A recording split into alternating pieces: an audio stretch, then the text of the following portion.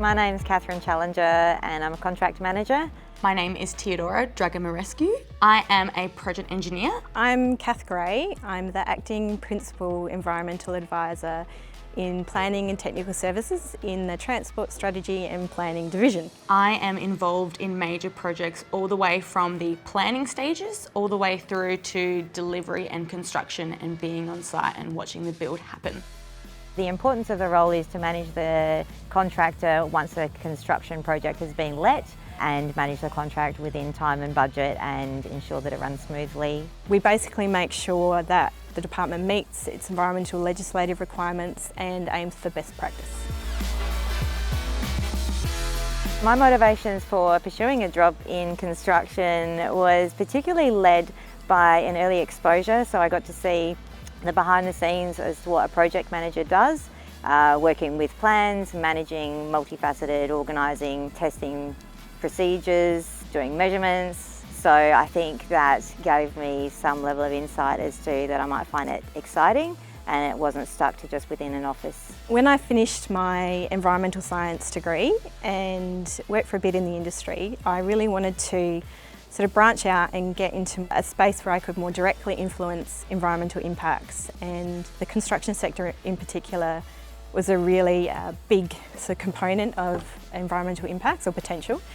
And working at the department gave me a really good opportunity to sort of get right in there and start doing. I know that I am a changing person. 20-year-old me is very different to 30-year-old me, and once I understood what construction and engineering was all about, I understood that there's so many different roles you can have and so many opportunities available, and the jobs don't stay the same.